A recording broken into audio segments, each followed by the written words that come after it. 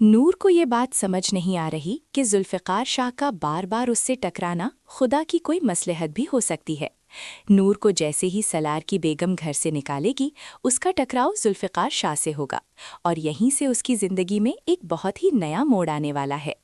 उसकी फुफ्फो को जैसे ही पता चलेगा कि उनकी बहू ने उनकी भतीजी को घर से निकाल दिया है, वो सख्त गुस्से में होंगी और भरी महफिल में बहू की बेइज्जती कर देंगी कि तुम होती कौन हो मेरी भतीजी को घर से निकालने वाली। इस बात का फैसला तो मैं ही करूंगी कि किसे इस घर में रखना है और किसे इस घर में नहीं रखना। सलार की बीवी तो ये सुनते ही गुस्से में अपने मायके चली जाएगी। सलार भी खामोश खड़ा रह जाएगा।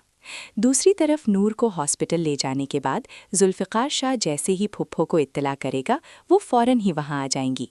नूर को अपने सामने इस तरह जिंदा सलामत देखकर खुदा का शुक्र अदा करेंगी कि नूर किसी गलत हाथों में नहीं गई।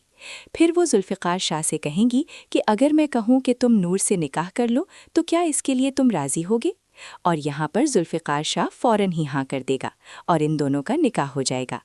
आखिरकार वो वक्त आ चुका है जहां पर नूर की फुफ्फो अपने हाथों से जुल्फ़िकार शाह और नूर का निकाह करवा देगी, क्योंकि अरुष्मा जब से इस घर में आई है तब से वो नूर पर जुल्म ही कर रही है।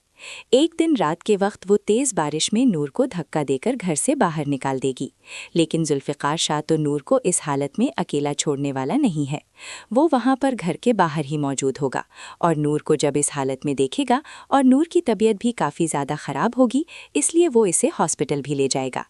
वहीं पर नूर की फुफ्फो अब इन दोनों का निकाह करवा देगी।